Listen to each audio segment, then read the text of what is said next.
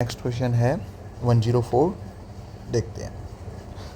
3 मशीनों को क्रमशः 5.6 घंटे, 7 घंटे और 8.4 घंटे के अंतराल पर रखरखाव किया गया है, तो कितने घंटों के बाद उन्हें फिर एक साथ रखा। तो आपको समझ आ रहा है कि क्वेश्चन सीधा सीधा एलसीएम का है। और देखो, जब भी इस तरह का क्वेश्चन आता है कि जहाँ कुछ नंबर्स पॉइंट में दे रखे हों और कुछ कंप्लीट नेचुरल नंबर्स दे रखे हों, तो देखो इस तरह से आपको, क्योंकि क्या निकालना था, इस तरह से एलसीएम ऑफ वॉट भाई 5.56 को आप 56/10 लिख सकते हो, कॉमा 7, कॉमा इसको आप लिख सकते हो 84/10। देखो अब यहाँ से, अब इन अगर हमें 3 रेशनल नंबर्स का एलसीएम निकालना है तो 2 तरीके हैं। एक तो भाई तरीका देखो ये है कि इन सब का जो हर है वो एक जैसा बना लो और उसके बाद अंशों का एलसीएम निकाल के उसमें उस हर से भाग दो। या दूसरा तरीका ये है कि इनको इनके सूक्ष्मतम रूप में परिवर्तित करो। सूक्ष्मतम रूप में परिवर्तित करने का मतलब क्या है, जैसे 56/10 है तो भाई इसमें 2 से भाग चला जाएगा, ये कितना हो जाएगा 28/5, कॉमा 7, ये 7 का 7 रहेगा या 7/1। ऐसे ये 84/10 है तो इसको हम क्या लिख सकते हैं 42/5। अब आपका टारगेट है इन तीनों नंबर्स का एलसीएम निकालना, 28/5, 7/1 और 42/5।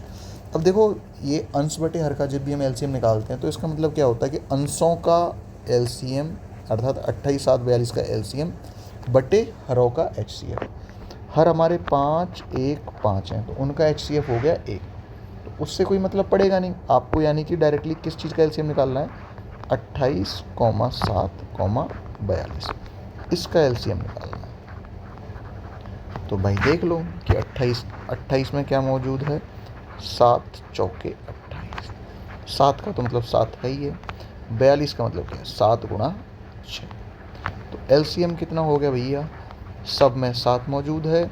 अब 2 का देखा तो मैक्सिमम पावर हमारे पास 4 है, तो 7 चौक और 3 की मैक्सिमम पावर हमारे पास, या 3 का मैक्सिमम मल्टीपल एज 3 मौजूद है, तो 7 चौक 28, 3 84 आपका आंसर। सिंपल। ओके, तो 84 हमारा ऑप्शन कहाँ है, ठीक है। नेक्स्ट क्वेश्चन की ओर आगे बढ़ते हैं। यदि 1.5 x बराबर 0.07 है, x बराबर कितना हो गया भाई, x बराबर आपको दिख रहा है मल्टीपल में है, इधर जाएगा तो क्या हो जाएगा डिवाइड में चला जाएगा 1.5। देखो जब भी इस तरह का क्वेश्चन बने कि आपको अंश में भी 0.5 दे रखा हो और हर में भी मतलब पॉइंट हो, तो आप सिंपल को आपने एक चीज़ करनी है कि देखो ऊपर पॉइंट के बाद कितने डिजिट हैं 1, 2, 3, तो यहाँ नीचे भी आप पॉइंट के बाद 3 डिजिट कर दीजिए, मतलब 5 के बाद 0 लगाओ फिर एक और 0 लगाओ, क्योंकि पॉइंट के बाद अगर हम किसी भी डिजिट के बाद 0, 0 लगाते आते तो कोई भी वो फ़र्क नहीं क्रिएट कर पाता है। अब आपका एक सिंपल सा पैटर्न है कि क्योंकि ऊपर भी पॉइंट के बाद 3 जीरो हैं और नीचे भी पॉइंट के बाद 3 जीरो हैं, तो वो आपस में गए कट। अब आपका सिर्फ और सिर्फ आपके पास क्या बचा 75/1500। अब आपकी x की वैल्यू यहाँ से डिसाइड होगी। तो भाई देखो 15 से 75 5 बार और 5 से 100 20 बार, अर्थात कितना हो गया 1/20। और 1/20 का मतलब कितना हो गया आपका, भाई कोई बात नहीं, आपको 1/20 का मतलब नहीं पता तो आपको 1/2 का मतलब तो पता है कितना होता है, आधा 0.5 और बटे में 10 अभी भी बच रहा है तो 0.05, क्योंकि पॉइंट जब हम 10 से भाग देते हैं तो वो लेफ़्ट की ओर खिसकता है, अगर गुणा करते तो राइट की ओर खिसकता है, इसीलिए x की वैल्यू आ गई 0.05, ये आपका आंसर। ओके, नेक्स्ट क्वेश्चन की ओर हम आगे बढ़ते हैं। भाई त्रिभुज में कोई दे रखा है, उसके 2 कोण दे रखे हैं, तो सिंपल सी बात हम तीसरा कोण भी निकाल सकते हैं, पर केंद्र कहाँ स्थित होगा। देखो इससे पहले मैं आपको ना एक त्रिभुज की एक प्रॉपर्टी बताना चाहूँगा, त्रिभुज की क्या, त्रिभुज और वृत्त की। देखिए तो देखिए प्रॉपर्टी क्या है। अब प्रॉपर्टी ये है कि देखिए जैसे मान लीजिए ये कोई आपका वृत्त है, तो हमने एक प्रमेय पढ़ी थी कि, और ये इसका केंद्र बिंदु है, अगर ये केंद्र बिंदु है तो मैं यहाँ से होकर कोई भी रेखा गुजरेगी वो उसका व्यास हो गई। तो हमें पता है कि हमारा अर्धवृत्त, अब इसको मान लो एक ऐसे, ये बन गया एक त्रिभुज, त्रिभुज बन गया भाई।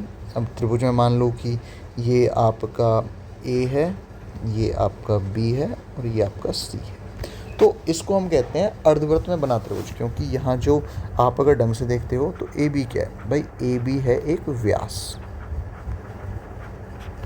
तो एक प्रमेय है कि अर्धवृत्त में बना कोण समकोण होता है, अर्थात अगर कोई भी ऐसा त्रिभुज, ओ भाई तो देखो हमें पता है एक थ्योरम के हिसाब से कि अर्धवृत्त में बना कोण एक समकोण होता है, अर्थात अगर ए बी जो कि वृत्त का व्यास है, अगर इसको हम वृत्त पर कोई और तीसरा पॉइंट खींच दें और इनको रेखा मिलाएं तो एक त्रिभुज बनता है। तो इस तरह से जो त्रिभुज बनता है जिसकी एक भुजा व्यास को रिप्रेजेंट करे, तो उसमें जो अपोजिट एंगल है वो समकोण एंगल होता है। ठीक है, अब आता है दूसरी कंडीशन। अब भाई दूसरी कंडीशन हमारी क्या कहती है कि मान लो ये एक भाई हमने फिर से वृत्त बनाया, ठीक है, अब हमने ऐसे, ठीक है, और ये मान लिया किसका कि देखो ये जो त्रिभुज है इसको नाम दे दो ए बी सी। देखो ये बात इसकी कंफर्म है कि आपको देखने में जो प्रतीत भी हो रहा होगा कि जो इसके तीनों कोण हैं, ये जो तीनों कोण हैं, चाहे कोण ए हो, कोण बी हो, चाहे कोण सी हो, तीनों के तीनों ही लेस देन 90 डिग्री होंगे।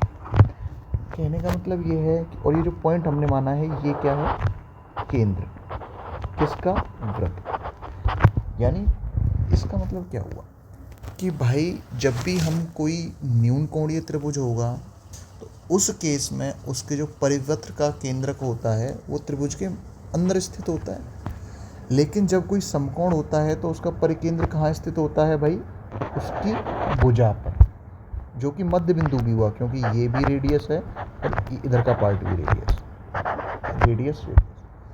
तो आपको समझ आ गया कि समकोण त्रिभुज के केस में जो परिकेंद्र होगा वो भुजा पर स्थित होगा मध्य में, न्यून कोण के केस में केंद्रक कहाँ होगा, एकदम अंदर।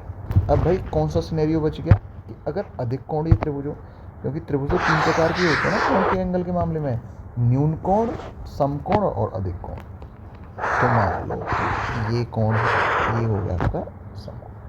तो समकोण के केस में ये फैक्ट है ए बी सी, और भाई इसका केंद्रक हो गया अगर ये कोण मोर देन 90 डिग्री, 90 डिग्री मान लो कोई भी है 120 डिग्री, क्योंकि देखो आप इस वाले सिनेरियो में आ जाओ, आप खुद सोच के देखो कि भाई ये 90 डिग्री का कोई एंगल था। अब भाई 90 डिग्री से बढ़ाने का मतलब क्या है कि आप ए सी और तो भाई इसको अगर हम और वाइड करेंगे तो सिंपल सी बात है कि ये बी ऊपर खिसक जाएगा और ए भी थोड़ा ऊपर खिसक जाएगा, और कहीं ना कहीं लेकिन पॉइंट तो यहीं रहेगा। तो इस तरह से त्रिभुज बनेगा एक।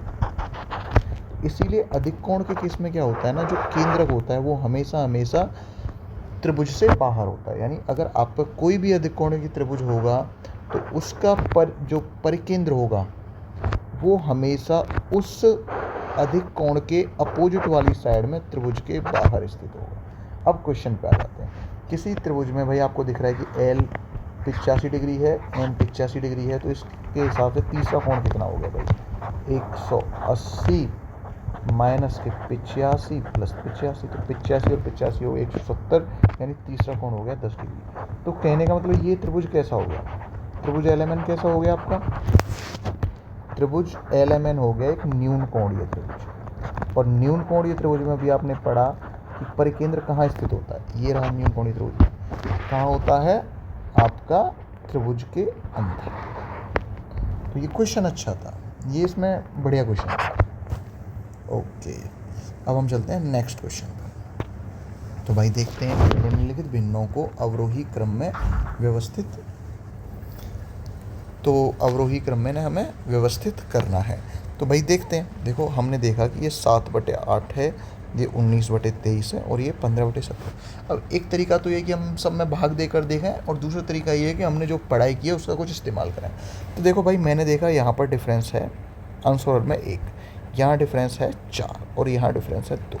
तो देखो इस तरह के जब भी भिन्न हों जिनमें कि भाग देना थोड़ा अजीब लगे या ईजी नहीं हो, डिफ़िकल्ट हो, तो आप सिंपल सी बात है उनके बीच में जो आंसर और के बीच में डिफरेंस है उसने सेम कर लो। अब जैसे 7/8 था भाई, अब इनके डिफरेंस बीच में 1 है, यहाँ 4 है और यहाँ 2 है, तो आप सबसे सिंपल ये है कि 1, 4 और 2 का एलसीएम 4 होता है, तो यानी सबके बीच में डिफरेंस 4 4 कर लो। अब इन दोनों के बीच में डिफरेंस 4 करना है तो कैसे हो पाएगा वो, कि भाई ऊपर भी 4 का गुणा, नीचे भी 4 का गुणा। ओके, अगला है 19/23, तो इसमें तो 4 का डिफरेंस है ही, ठीक है। अगला है 15/17। अब क्योंकि इन दोनों के बीच में कितने का डिफरेंस था, 2 का, तो भाई इस 2 के डिफरेंस को 4 बनाना है तो सिंपल सी बात है 2 का और गुणा करना पड़ेगा, यानी ऊपर भी 2 का गुणा, नीचे भी 2 का गुणा। अब आपके पास क्या प्राप्त हुआ, 28/32 कॉमा 19/23 कॉमा 30/34। अब देखो आपका ये सेम वही क्वेश्चन बन जाता है जो आपका 3 जुलाई वाले पेपर में आया था। अब हम इसको कैसे सिमिलर हो गया उससे, क्योंकि देखो अब यहाँ पर भी 4 का डिफरेंस है, यहाँ पर भी 4 का डिफरेंस है और यहाँ पर भी 4 का डिफरेंस, यानी ये अब वो इसकी प्रॉपर्टी हो गई कि जब भी हमारे पास 3 ऐसे फ्रैक्शंस हों, 3 या 3 से ज़्यादा कितने भी हों, जिनके अंश और हर के बीच में कॉमन डिफरेंस हो, तो हम किस हिसाब से छोटा और बड़ा डिसाइड करते हैं कि भाई जो भी फ्रैक्शन का अंश सबसे छोटा होगा वो सबसे छोटा, और जो भी अंश सबसे बड़ा होगा वो सबसे बड़ा। 3, 2, तो इसका मतलब सबसे बड़ा कितना हो गया, 30/34। उससे छोटा क्या हो गया, 28/32। उससे छोटा क्या हो गया, 19/23। ये भी आपका अच्छा क्वेश्चन था, हाँ, क्योंकि इसमें ना आपको डायरेक्ट नहीं दे रखा था, आपको कन्वर्ट करना था उन फ्रैक्शंस को एक आइडियल कंडीशन में। ओके, तो 30/34 का मतलब इसको प्रॉपर उस हिसाब से चेंज करना है। 30/34 का मतलब 15/17, फिर उसके बाद आपका 7/8, यानी कि ये वाला। ओके, नेक्स्ट क्वेश्चन करते हैं। एक प्रिंटिंग प्रेस 3500 पर छापने के लिए 84 किलोग्राम कागज का इस्तेमाल करती है, तो 5000 पुस्तकें छापने के लिए कितना करेगी। तो ये तो सिंपल सी बात है कि भाई 3500 पुस्तकें छापने के लिए 84 किलोग्राम, तो 5000 पुस्तकें छापने के लिए कितना। भाई 3500 पुस्तकें छापने के लिए इतना, तो 5000 पुस्तकें छापने के लिए कितना, क्वेश्चन मार्क डायरेक्ट। अब देख लीजिए कितनी बार कैसे कट रहा है, 00 से 00 हो गया, और 5 से 7 बार गया, 7 से 12 बार गया, और 1 0 यहाँ बच रहा था, 120 आंसर। किसी राशि का 2/5 भाग खर्च करने के बाद शेष राशि में 25% की वृद्धि की जाती है जो 300 हो जाती है। तो भाई एक सिंपल सी बात है, या तो इसको ऐसे मान लो कि भाई कोई भी राशि मान लो 100 थी, लेट राशि बराबर होता है ना, 100 यूनिट मान लेते हैं, मान लो कि 100 यूनिट थी, सिंपल सी बात है। अब 2/5 भाग खर्च कर दिया, या फिर अगर मान लो आपको ये भी थोड़ा कैलकुलेट लगता है कि क्या करना है, तो और सिंपल कि मान लो राशि है x, ठीक, 2/5 भाग आपने खर्च कर दिया, तो बचा कितना, 3/5। भाई इतना ही बचा ना, 3/5। अब इसमें आपने की है 25% की वृद्धि। भाई जो 3/5 भाग बच रहा था, इसमें 25% की वृद्धि करने का मतलब कितना हो गया। भाई 25% का मतलब होता है 1/4, मतलब कोई चीज़ जो 4 थी वो 4 से हमने 5 कर दी, अर्थात वृद्धि करके कितनी हो गई, वो 5/4। भाई 25% की वृद्धि करने का मतलब यही तो हो गया ना कि वो 5/4 गुना हो गई पहले से, बराबर कितनी हो जाती है ऐसा करने से, वो 300। अब बस यही सॉल्व करना है आपको, जो भी काटा पीटा मचानी है। तो भाई 5 से 5 कट गया, 3 से ये 3 बार कट गया, x बराबर क्या आ गया आपका, 400। तो ये आपका आंसर हो गया, simple, very. Okay, next question. एक निगरानी में प्रत्येक 45 मिनट में डेटा रिकॉर्ड करती है, यदि यह लगातार 3 दिनों तक चलती है तो कितनी रीडिंग रिकॉर्ड हो जाती है। भाई सिंपल सी बात है, 45 मिनट में एक डाटा रिकॉर्ड कर रही है, तो 3 दिनों में कितना करेगी। भाई 3 दिन में कितने घंटे होते हैं, हर एक दिन में होते हैं 24 घंटे, तो 3 दिनों में इतने घंटे हो गए, और हर घंटे में कितनी मिनट होती हैं, इतनी। तो टोटल मिला के भाई साहब मशीन चली है इतने मिनट। अब हर 45 मिनट में वो एक रिकॉर्ड या एक डाटा रीड कर पाती है, टोटल मिला के इतने डाटा रीड किए होंगे उसने। अब इसमें काटा पीटी कर दो बस, तो 15 से 3 बार, 15 से 4 बार, 3 से 3 बार, 24 चौके 96 आंसर। आंसर हो गया आपका क्या, 96। नेक्स्ट क्वेश्चन आ जाता है, एक समकोण त्रिभुज की भुजाएं 6, 8 है, इसका परिमाप क्या होगा। इस परिमाप तो किसी भी त्रिभुज का निकालना हो, इसका मतलब होता है तीनों भुजाओं का योग। एक भुजा 6 है, दूसरी भुजा 8 है। अब क्योंकि त्रिभुज है आपका समकोण त्रिभुज, अर्थात कि ऐसे, तो भाई जिसमें कि आपको ये 6 दे रखी है, ये 8 दे रखी है, तो पाइथागोरस के फॉर्मूले के हिसाब से कर्ण कितना होता है, 6 का स्क्वायर प्लस 8 का स्क्वायर अंडर, यही तो होता है ना भाई, लंब स्क्वायर प्लस आधार स्क्वायर बराबर कर्ण स्क्वायर। तो यानी कि कर्ण बराबर हो गया 10। तो परिमाप कितना हो गया आपका भाई, एक भुजा 6 हो गई, एक भुजा 8 हो गई और कर्ण आपका 10 आ गया। 6 और 8 14 और 10 24 आंसर। चलो अगला, एक आयताकार भंडारण क्षेत्र की लंबाई उसकी चौड़ाई से 6 मीटर अधिक है।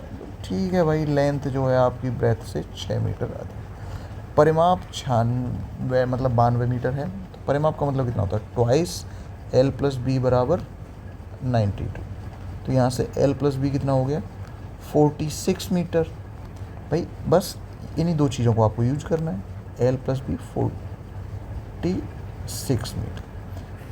अब आपके पास भाई दो वेरिएबल हैं, दो इक्वेशन हैं, और वैसे भी एल प्लस बी, और जब एल माइनस बी की वैल्यू गिवन हो तो जब बड़े की वैल्यू निकालनी हो वो क्या होता है, उनका सम, उनके रिजल्ट, यानी कि 6 प्लस 40 बटे 2, और बी की जो वैल्यू आ जाएगी वो 40 माइनस 6 बटे 2। ये डायरेक्ट फॉर्मूला समझ लीजिए, ऐसे कुछ नहीं। तो ये 26 हो गई और ये आपकी 20 हो गई। तो उस हिसाब से हमें क्षेत्रफल निकालना था, एरिया। तो एरिया कितना हो गया भाई, लेंथ जो कि 26 आई है, ब्रेथ जो कि 20 आई है, अर्थात 520 वर्ग मीटर। तो आपका ये हो गया। चलो आगे बढ़ते हैं।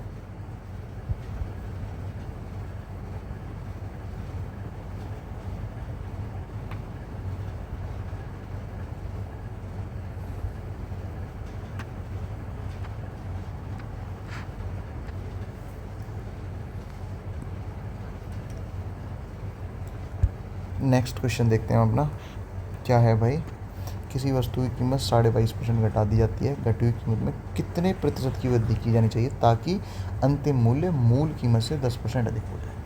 मान लो भाई किसी वस्तु की कीमत स्टार्टिंग में थी 100 यूनिट या कुछ भी, अब उसने बोला कि 22.5% घटा दी गई। तो 100 में से 22.5% घटाने का मतलब 22.5 घटाना, यानी कि 77.5 रह गई। अब उसने बोला है कि इस वैल्यू को कितना बढ़ाया जाए कि जो इसकी फाइनल वैल्यू है वो 10% अधिक हो, अर्थात 110 पहुंच जाए। यही तो कहने का मतलब है। अब सिंपल सा इन दोनों में रेशियो निकाल लो भाई, कितना मेंटेन हो रहा है।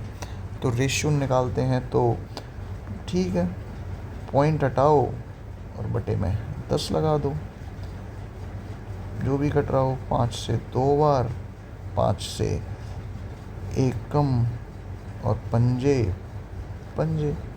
अब और भी कुछ कट रहा हो तो वो देख लो, 5 से 5 3 15, 31 बार, और ये 22 बार। तो मतलब कि 2 का गुणा उधर 22 में हो गया, 31/44। अब यहाँ से आप इजीली निकाल सकते हो भाई, इतना इंक्रीमेंट आया है। अब ये इतना इंक्रीमेंट कितना हो गया, प्लस के 13/31 गुणा 100। और जब आप 13/31 गुणा 100 को सॉल्व करोगे तो आपको एक चीज़ दिख रही है कि ये जो वैल्यू है आपकी, क्योंकि 31 का आधा होता है भाई कितना, 16.5, मतलब कि 50% से कम होगी। लेकिन 31 का 40% लगभग कितना होता है, 31 चौके 124, जो कि 13 है, 12.4 से आता है, मतलब 40 से ऊपर 50 से कम, यानी कितनी हो गई, 41.93। ये थोड़ा गैस पावर है। अच्छा था क्वेश्चन, मतलब नॉट वेरी डिफिकल्ट, बट हाँ। 3 पाइप के क्रमशः 6.25, 8.75 और 12.25 मिनट के अंतराल पर चलते हैं, वे फिर से कितने मिनट बाद एक साथ मिलेंगे। देखो ये क्वेश्चन भी वही LCM वाला आया है। ये क्वेश्चन यहाँ इसने ना पूरा LCM HCF का टेस्ट लिया है इस एग्ज़ाम में। देखो 6.25, 8.75 और 12.5। अब वही चीज़ है, देखो अगर इन तीन हमें डेसिमल नंबर्स का अगर LCM निकालना है, या तो हर नंबर में डेसिमल के बाद सेम डिजिट हो। तो आप देख रहे हो यहाँ 2 डिजिट है, यहाँ 2 डिजिट है, लेकिन यहाँ सिर्फ 1 डिजिट है। तो आपको इसको क्या करना पड़ेगा, 12.50 करना पड़ेगा। अब आपको क्या करना है, आपको करना है ये कि 625, 875 और 1250 का आप एलसीएम निकाल दीजिए, का एलसीएम निकाल दो, और बाद में आप डेसिमल जो है 2 पॉइंट डिजिट से पहले डेसिमल लगा दो। एलसीएम निकाल के डेसिमल लगा देंगे बाद में, ठीक है। अब इन तीनों का एलसीएम कितना हो गया, अब यही पहले तो आ जाता है भाई। 625 मतलब हो गया 55 25 125, 5 की पावर 4। 875 का मतलब कितना हो गया भाई, मुझे लग रहा है 125 के पहाड़े में आता है क्या, नहीं देखो 5 से गया, 25 से इसमें जाएगा भाग, 25 दिया 75 और 12 बचे 35 बार, मतलब 1 और 5 रहे इंटू 7। अब इसका मतलब कितना हो गया भाई, इसका मतलब हो जाता है 55 25 पंजे 5 की पावर 4 गुणा 2, क्योंकि 55 25 पंजे 125, पंजे 625 दूनी है। तो बस एलसीएम कितना हो गया देखो भाई, 2 का मैक्सिमम मल्टीपल 2 यूज हुआ है तो 2, 5 का मैक्सिमम मल्टीपल यहाँ 4 है, यहाँ 3 है, यहाँ पावर 4 है, तो 5 की पावर 4 गुणा 7 ये यूज हुआ है। तो देखो भाई 55 25 पंजे 125, पंजे 625 दूनी 1250, 1250 गुणा आपको करना है 7। तो 1250 गुणा 7 कितना हो गया, 12 सत्ते 8400 और 50 सत्ते 350, मतलब कि 87.5। अब क्योंकि आपको डेसिमल भी लगाना था भाई 2 डिजिट से पहले, तो इसलिए आपका आंसर क्या हो जाएगा, 87.50, ये आपका आंसर आ जाएगा। क्योंकि मेनली तो हमें भाई ये पॉइंट भी देख रहे थे ना, पॉइंट भी लगाना था यहाँ पे, तो इसलिए आपका आंसर आ जाएगा 87.5 मिनट। आ जाते हैं अगले क्वेश्चन पे। एक दुकानदार 12 रुपये में 24 चॉकलेट खरीदता है, 20% लाभ कमाने के लिए उसे 12 रुपये में कितनी चॉकलेट बेचनी चाहिए। तो भाई देखो उसने सीपी दे रखा था भाई कितना, कि 12 रुपये में 24 चॉकलेट वो खरीद रहा है, चॉकलेट, ठीक है। अब इस पे वो 20% का लाभ कमाना चाह रहा है, तो भाई 20% का मतलब 1/5, यानी उसे वो 6/5 रेट में बेचना पड़ेगा। 6/5 बोलो या फिर आप 120% बोलो इसका। तो इसको सॉल्व करते हैं तो ये कितना हो आ गया, तो 6 चौके 4 से 3, यानी एस पी आ गया 3/5, अर्थात 3 रुपये में 5 चॉकलेट। अब जो एस पी आया है वो आया है 3 रुपये में 5 चॉकलेट। इसका मतलब क्या हो गया कि वो 3 रुपये में कितनी चॉकलेट बेच रहा है, 5 चॉकलेट। यही तो मतलब है इस लाइन का, यही तो मतलब है 3 रुपये 5 चॉकलेट बेच रहा है। तो भाई 12 रुपये में कितनी बेच रहा होगा भाई, ये 3 चौके 12 है, तो 5 चौके 20 चॉकलेट, सिंपल। या फिर आप क्या करते, ज़्यादा से ज़्यादा 12 गुणा 5/3 तो भी 20 आता। तो इसलिए आपका आंसर क्या आ गया, 20। अच्छा क्वेश्चन था, मतलब नॉट डिफिकल्ट, बट हाँ। अब देखते हैं अगला क्वेश्चन। एक पंप 20 मिनट में टैंक का 5/6 भाग बढ़ता है, उस पूरे टैंक को भरने में कितना समय लगेगा। भाई साहब 5/, मान लो कि टैंक पूरा 6 यूनिट का है, तो उसके 5 भागों को भरने में ही भाई उसे 20 मिनट लग जा रहे हैं। तो पूरे टैंक को भरने में जो कि 6 यूनिट माना है हमने, 20 गुणा 6/5, तो 5 चौके 20, 6 चौक 24 मिनट, सिंपल।